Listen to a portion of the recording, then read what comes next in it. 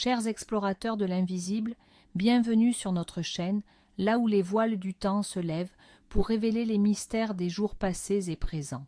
Aujourd'hui, nous plongeons au cœur d'une date imprégnée de sagesse ancestrale et de profonde signification, le 30 septembre.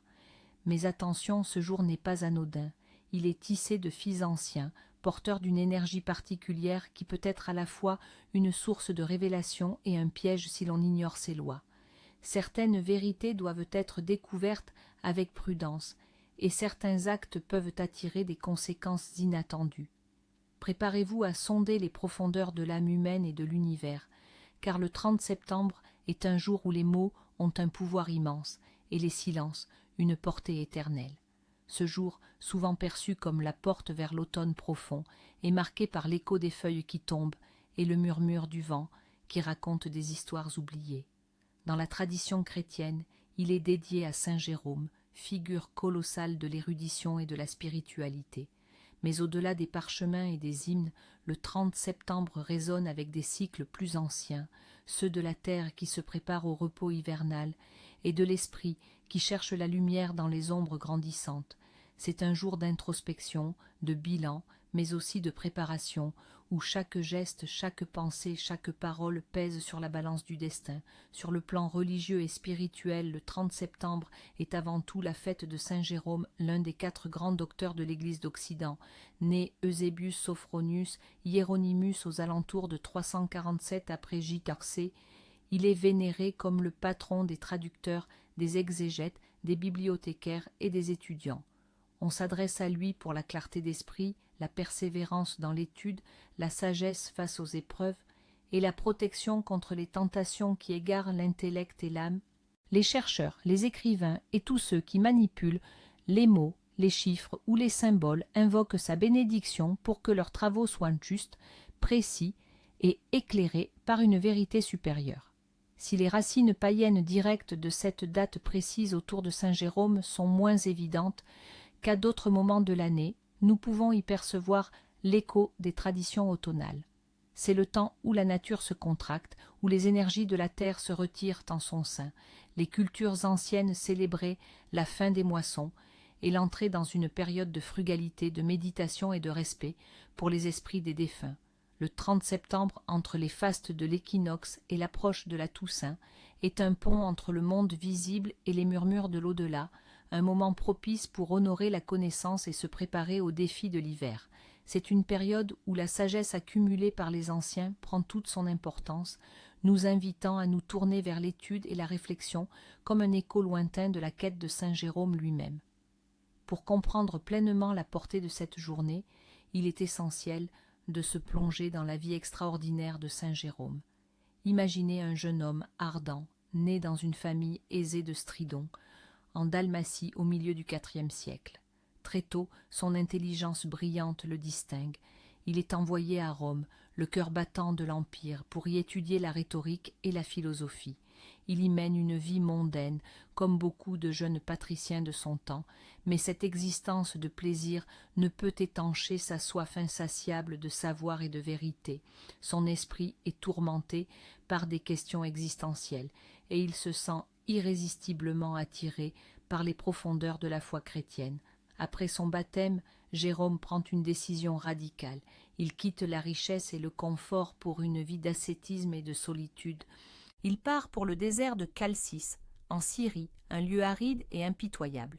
Là, dans la solitude la plus totale, il se consacre à l'étude des Écritures, apprenant le grec et surtout l'hébreu, une langue rare pour un occidental de son époque. Ces années de privation et de méditation sont des années de lutte spirituelle intense. Il raconte lui-même comment il était assailli par les tentations, les visions et les démons intérieurs. Pourtant, c'est dans ce creuset de souffrance et de persévérance qu'il forge sa détermination et sa connaissance inouïe des textes sacrés. Il voit des miracles, des signes, des révélations qui renforcent sa conviction que la parole divine est la seule véritable richesse. De retour à Rome, sa réputation d'érudit et de saint homme grandit. Le pape Damaseux Ier, reconnaissant son génie linguistique et sa profonde piété, lui confie une tâche monumentale, traduire la Bible entière du grec et de l'hébreu vers le latin. C'est un travail colossal. qui exige une précision chirurgicale, une compréhension théologique profonde et une endurance surhumaine. Les versions latines existantes sont fragmentées et souvent imprécises. Jérôme s'attelle à cette œuvre titanesque qui deviendra connue sous le nom de Vulgate, la version commune, et qui sera pendant plus de 1000 ans la Bible officielle de l'Église latine. Pour accomplir ce travail, Jérôme s'installe à Bethléem, près du lieu de naissance du Christ, où il fonde des monastères et poursuit ses études avec une ferveur inépuisable. C'est là que se déroule une des légendes les plus touchantes et emblématiques de sa vie, celle du lion. Un jour, un lion blessé et rugissant de douleur pénètre dans le monastère, semant la panique parmi les moines. Seul Jérôme ne tremble pas. Il examine la patte de la bête et en retire une énorme épine. Le lion, soulagé et reconnaissant, ne quitte plus Jérôme, devenant son fidèle compagnon. Il aide même les moines en protégeant leur âne et leur bétail. Cette légende symbolise la capacité de Jérôme à apprivoiser la bête intérieure, à trouver la paix et la compréhension même dans les situations les plus sauvages, et à percevoir la dignité de toute créature de Dieu. Il meurt à Bethléem en 420, laissant derrière lui un héritage de sagesse, de dévotion et de travail acharné qui résonne encore aujourd'hui. Signe de la destinée en ce jour du 30 septembre. Ce jour où la sagesse et la réflexion sont à l'honneur est aussi un carrefour pour les messages que le monde invisible nous envoie. Soyez attentifs, car les signes sont partout. Les augures du peuple, les présages de ce jour. Présages météo et des récoltes. Si à la Saint-Jérôme le temps est clair et lumineux, attendez-vous à un hiver doux et peu rigoureux.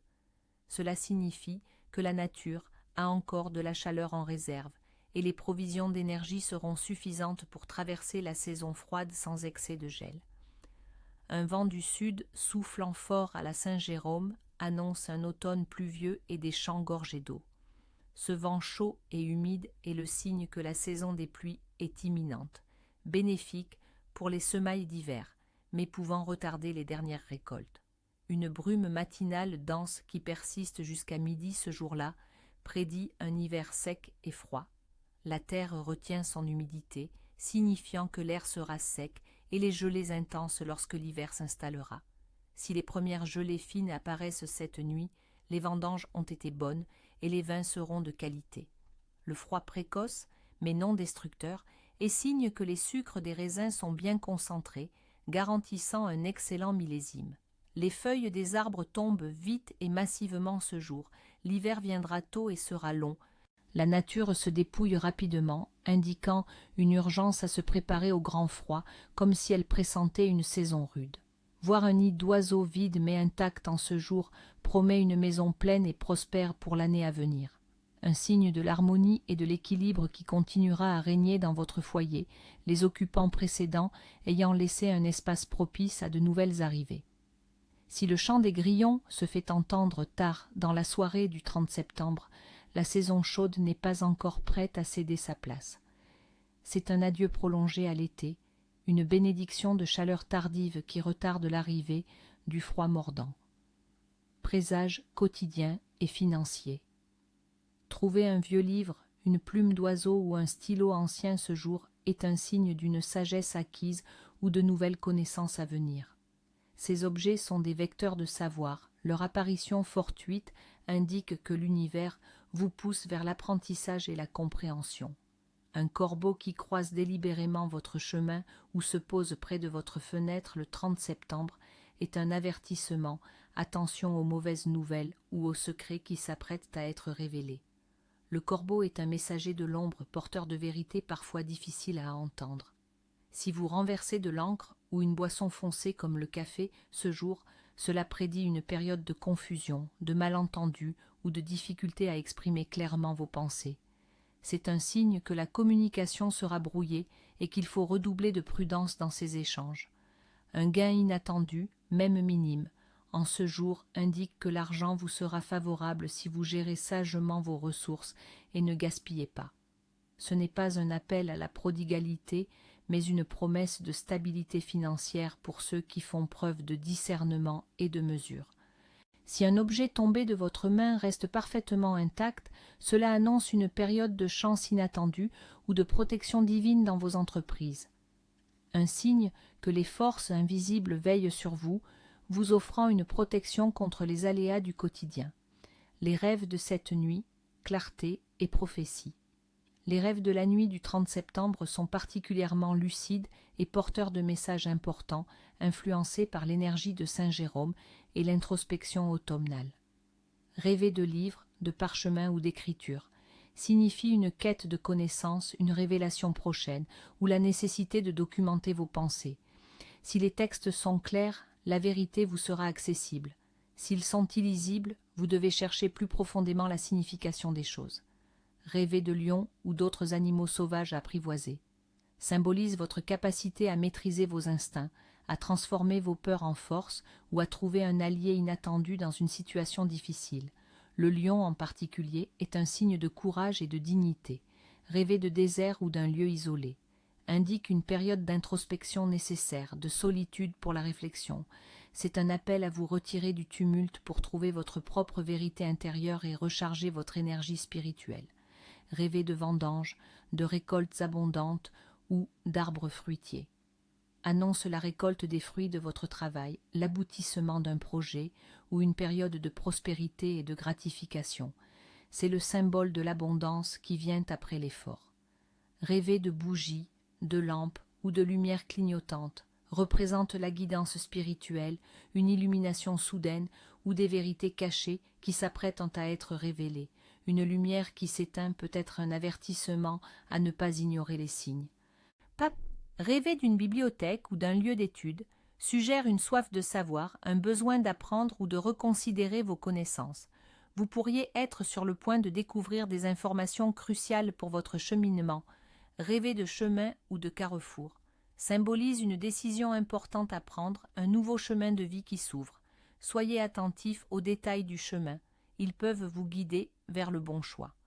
Ceux qui voient le jour en ce 30 septembre, âme éclairée. Les personnes nées le 30 septembre sont souvent dotées d'une intelligence vive et d'une soif insatiable de connaissances.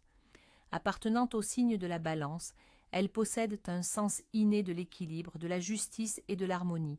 Comme Saint Jérôme, elles sont souvent des chercheurs de vérité, des esprits analytiques capables de percevoir les nuances et les détails que d'autres ignorent. Leur destin est souvent lié à la communication, à l'enseignement, à l'écriture ou à toute profession qui demande de la clarté et de la médiation.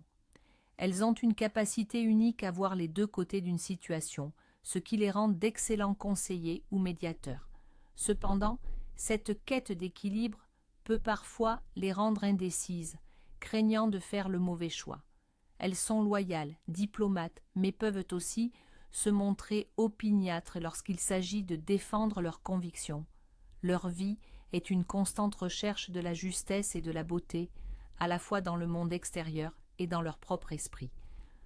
Les noms sacrés du jour, ceux qui célèbrent.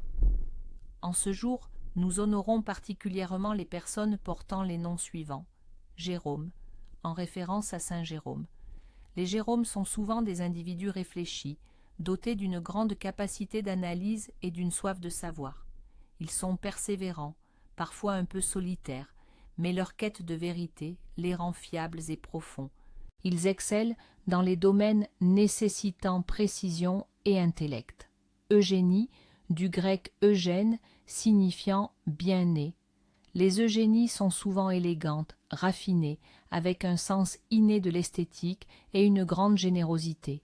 Elles recherchent l'harmonie dans leurs relations. Sophie, du grec Sophia, signifiant sagesse. Les Sophies sont souvent sages, intuitives et dotées d'une intelligence profonde. Elles sont de bonnes conseillères et possèdent une grande capacité d'écoute. Antonin, d'origine latine, signifiant inestimable. Les Antonins sont souvent des personnes estimées, aimables, avec un sens aigu de la justice et de la famille. Ils sont protecteurs et loyaux. Tradition et rituel, ce qu'il faut faire en ce jour sacré. Le 30 septembre est un jour propice aux pratiques qui honorent la connaissance, la clarté d'esprit et la préparation pour l'avenir. En adoptant ces rituels, vous vous alignez avec les énergies bienveillantes de cette date. Kitrimon, le rituel de la lumière de la sagesse, Le but de ce rituel est d'invoquer la clarté mentale, la sagesse pour vos décisions et l'inspiration pour vos études ou vos projets intellectuels. Ce qu'il vous faut. Une bougie blanche, symbole de pureté et de lumière.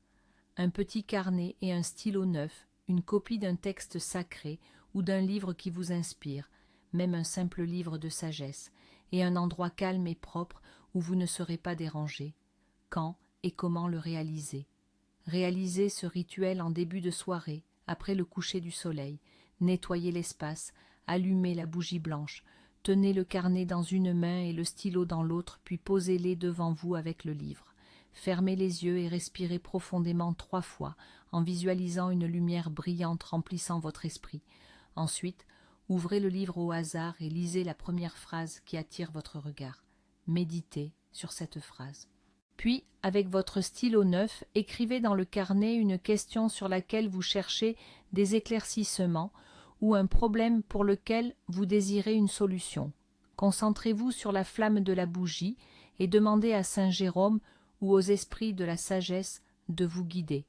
Après le rituel, laissez la bougie brûler entièrement sous surveillance. Gardez le carnet près de votre lit. La réponse à votre question pourrait vous venir en rêve ou par une intuition soudaine dans les jours qui suivent. Relisez la phrase du livre et votre question régulièrement. 2. Le rituel de la corne d'abondance automnale. Ce rituel vise à bénir votre foyer, à attirer la prospérité et à assurer une abondance de provisions pour l'hiver en honorant les récoltes de l'année. Ce qu'il vous faut, une corne d'abondance si vous en avez une, ou un grand panier en osier, des fruits et légumes de saison, pommes, poires, raisins, courges, potirons, maïs séché, des noix, des noisettes, quelques épis de blé ou d'avoine, une feuille de laurier et quelques pièces de monnaie. Quand et comment le réaliser? Réalisez ce rituel le matin du 30 septembre. Placez la corne ou le panier au centre de votre table ou sur un autel improvisé. Arrangez artistiquement tous les éléments à l'intérieur en symbolisant la générosité de la terre. Saupoudrez la feuille de laurier et les pièces de monnaie sur les éléments. Passez vos mains au-dessus de la corne panier et dites à voix haute « Terre généreuse, ciel bienveillant, recevez ma gratitude pour les dons de cette saison. Que cette corne ou ce panier déborde de vos bienfaits. Que ma maison soit emplie d'abondance et que l'hiver nous trouve préparés et nourris. Que la sagesse guide nos récoltes futures. Ainsi soit-il. » Après le rituel, laissez la corne panier exposée dans votre maison pendant au moins 3 jours. Ensuite, consommez les fruits et légumes avec votre famille. Offrez une partie aux oiseaux ou à des personnes dans le besoin. Gardez le laurier séché dans votre portefeuille pour la prospérité et les pièces de monnaie dans votre pot de fortune. 3. Le rituel du pardon des mots. Ce rituel vise à purifier les mauvaises paroles prononcées ou subies, à rétablir l'harmonie et à libérer les blocages causés par des non-dits ou des conflits de communication en honneur de la clarté linguistique de Saint Jérôme. Ce qu'il vous faut, une feuille de papier, un stylo, une coupelle résistante au feu, une allumette ou un briquet et un verre d'eau. Quand et comment le réaliser? Ce rituel est idéalement fait en fin de journée, au crépuscule. Asseyez-vous dans un endroit calme. Sur le papier, écrivez toutes les paroles blessantes que vous avez pu prononcer ou recevoir, toutes les incompréhensions, les jugements hâtifs ou les mensonges qui pèsent sur votre cœur. N'hésitez pas à être exhaustif. Une fois que vous avez tout écrit, lisez-le à voix haute, reconnaissant l'existence de ces énergies négatives.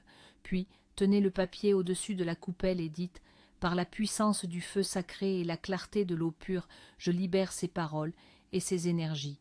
Que le pardon remplace le ressentiment, que la compréhension succède à l'incompréhension, que la paix s'installe dans mon cœur et dans les cœurs de tous ceux que ces mots ont touchés, que Saint Jérôme me guide vers une communication juste et aimante. Ainsi soit-il. » Enflammez le papier et laissez-le brûler entièrement dans la coupelle.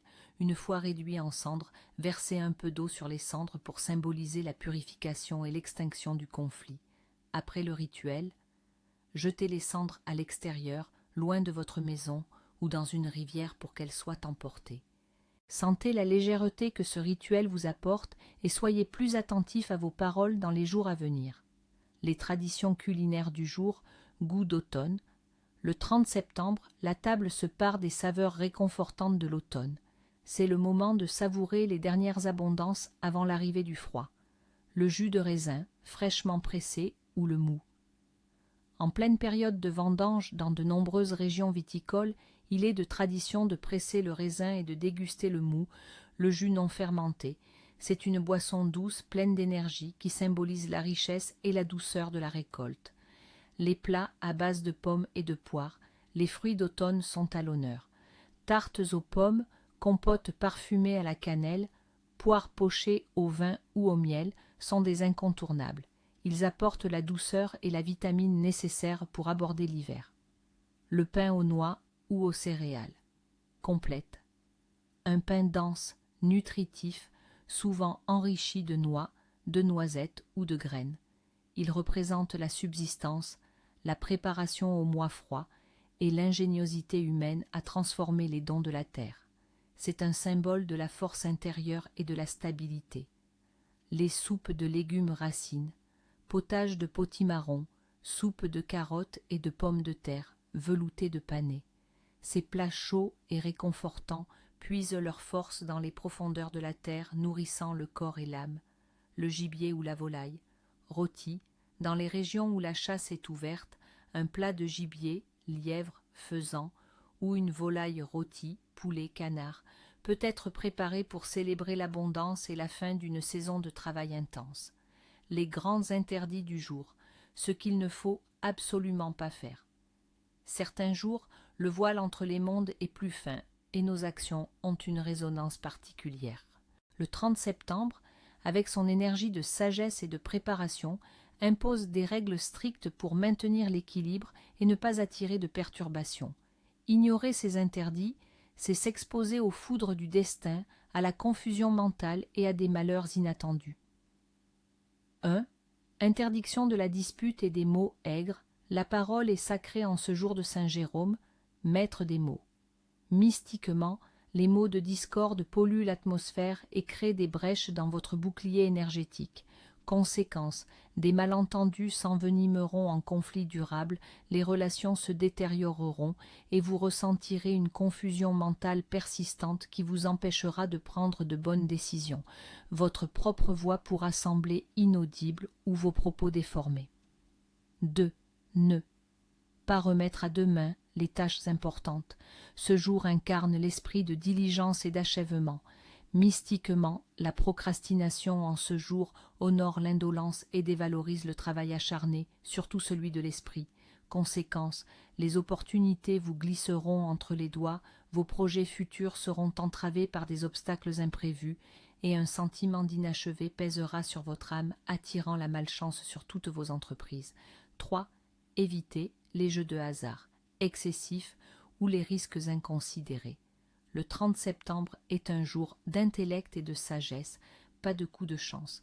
Mystiquement, chercher la richesse par la fortune plutôt que par le travail ou la réflexion est une insulte aux énergies de ce jour. Conséquence, des pertes financières inattendues, une déstabilisation de votre budget, mais surtout un vide spirituel qui vous poussera à chercher la satisfaction dans des plaisirs éphémères, loin de la véritable richesse. 4. Ne pas laisser la maison en désordre ou les livres mal rangés. Saint Jérôme était un apôtre de l'ordre et de la précision. Mystiquement, un environnement chaotique attire les énergies négatives et reflète un esprit désordonné. Les livres, en particulier, doivent être traités avec respect. Conséquence, des tensions au sein du foyer, une incapacité à se concentrer sur ses pensées, des objets perdus de manière inexplicable et un sentiment d'oppression constant. Votre esprit deviendra aussi désordonné que votre intérieur. 5. Ne pas ignorer ou refuser d'aider un apprenti ou un étudiant.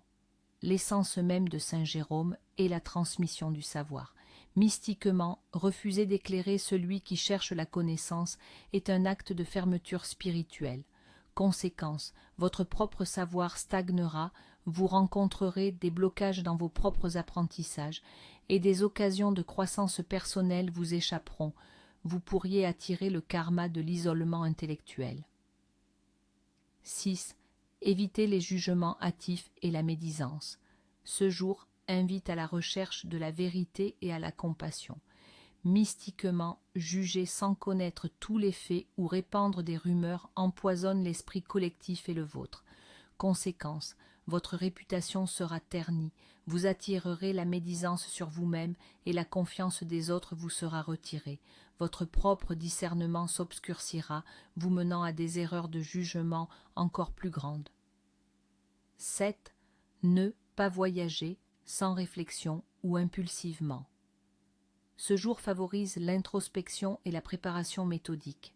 Mystiquement, un voyage sans but précis ou décidé sur un coup de tête peut vous éloigner de votre chemin de vie et vous exposer à des périls cachés.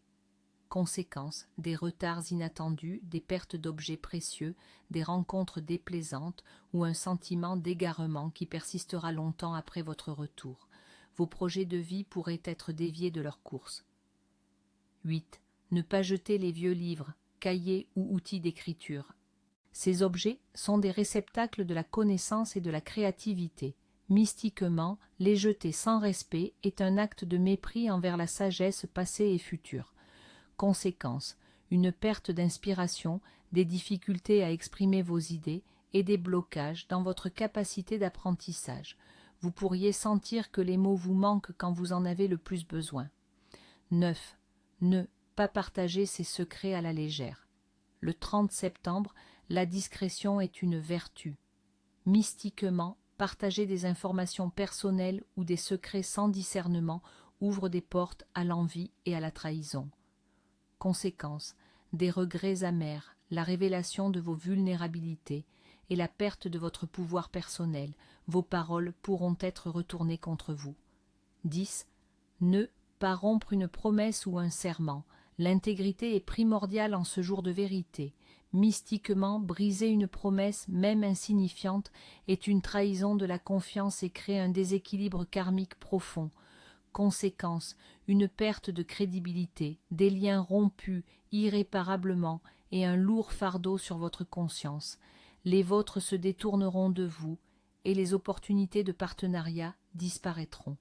Chers amis de l'invisible, le 30 septembre nous rappelle que la sagesse n'est pas seulement dans les vieux parchemins, mais aussi dans les choix que nous faisons chaque jour. En honorant les traditions et en respectant les interdits, nous ouvrons notre esprit à une compréhension plus profonde du monde et nous nous protégeons des ombres.